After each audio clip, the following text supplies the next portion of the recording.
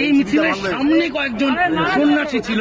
এটা রাজনৈতিকভাবে বিজেপির ফায়দা তোলার কৌশল, এবং সেই কারণেই বিজেপিকে ফায়দা দিতে আজকের যে মিছিল সন্ন্যাসীরা করতে গিয়েছিলেন তাই বিশৃঙ্খলা। না হলে জুতো মারো তালে তালে সন্ন্যাসীদের মিছিলে তো হতে পারে না।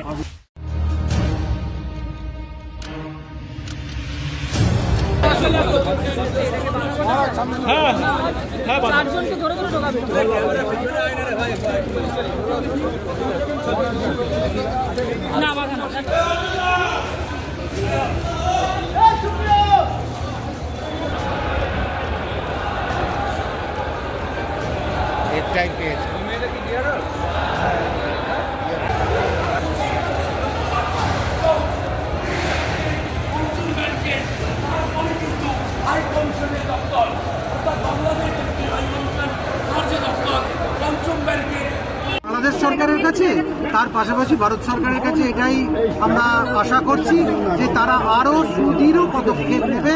যশস্বী প্রধানমন্ত্রী এবং তার দায়িত্বপ্রাপ্ত যে সরকারি আধিকারিকরা আছে তারা দ্রুত আরো চাপ বাড়িয়ে সেখানে হিন্দুদের জীবনকে সুরক্ষিত করবে। তাদের নিরাপত্তার ব্যবস্থার ব্যাপারে কিছু কথা হলো। আমরা মানবতার পক্ষে বলছি, শুধু মানুষ, শুধু হিন্দু নয়, মানুষ সবাই। সেখানে যেসব মুসলমানরা মারা যাচ্ছে আমরা তাদের জন্যও বলছি। সেখানকার ঈসাই, মুসলমান, জৈন, খ্রিস্টান যারা যারা আছে তাদের সকলের মানুষ যেন না মরে। মানুষের জীবন অমূল্য, সেই অমূল্য জীবনকে রক্ষা করতে হবে। কোন সরকার তার খামখেয়ালির বশে মানুষকে নিয়ে খেলা করতে পারে। রাজ্যের শাসক দলের পক্ষ থেকে তাদের মুখপাত্র বলছেন এই মিছিলের সামনে কয়েকজন সন্ন্যাসী ছিল। এটা রাজনৈতিকভাবে বিজেপির ফায়দা তোলার কৌশল, এবং সেই কারণেই বিজেপিকে ফায়দা দিতে আজকের যে মিছিল সন্ন্যাসীরা করতে গিয়েছিলেন তাই বিশৃঙ্খলা। না হলে জুতো মারো তালে তালে সন্ন্যাসীদের মিছিলে তো হতে পারে না, বলছেন শাসক দলের মুখপাত্র কুণাল ঘোষ। আমরা মানবতার পক্ষে কথা বলতে এসেছি। মানুষ যখন ধৈর্যের সীমার বাইরে চলে যায় তখন কিন্তু তাকে আর কন্ট্রোল করা যায় না। যেখানে আমরা দেখতে পাচ্ছি যে মায়েদের করুণ আর্তনাদ, যেখানে দেখতে পাচ্ছি সন্ন্যাসীকে নাটকীয় কায়দায় অপহরণ করে নিয়ে চলে যাওয়া হচ্ছে, তারপরেও যদি মুখপাত্র, শাসক দলের মুখপাত্র এ জাতীয় কথা বলে, সেটা তার একটা বিরাট আহাম্মকি ছাড়া আর কিছুই নয়। একদম হৃদয়হীন মানুষ হলে এরকম কথা বলতে পারে।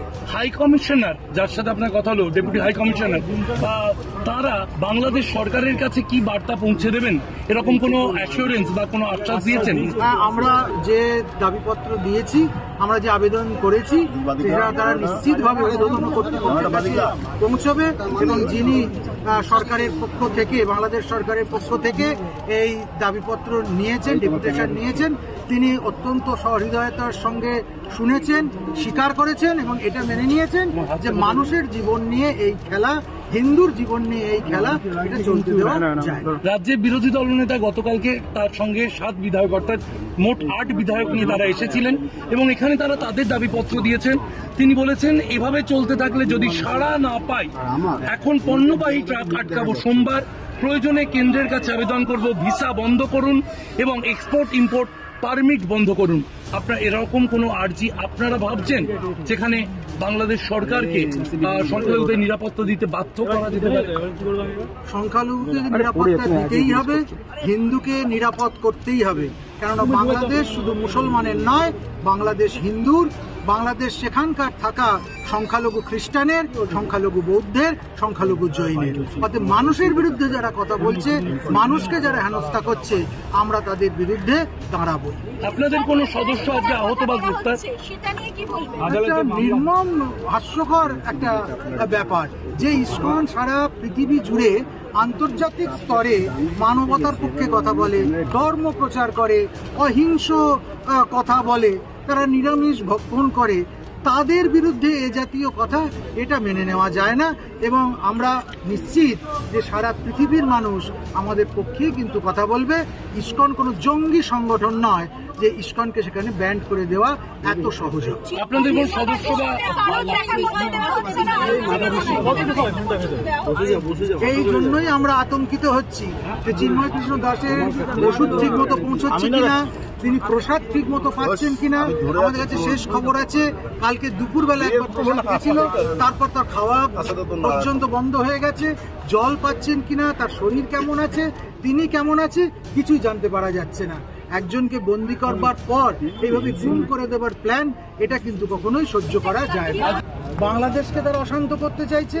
ভারতের মতো এই উপমহাদেশের সবচেয়ে বৃহত্তর যে শক্তি, তাকে ধ্বস্ত করে দিতে চাইছে এবং এই দিকটাতে সম্পূর্ণরূপে একটা রক্তক্ষয়ী ব্যাপার করে ইসলামিক স্টেট করে দেবার চেষ্টা করছে।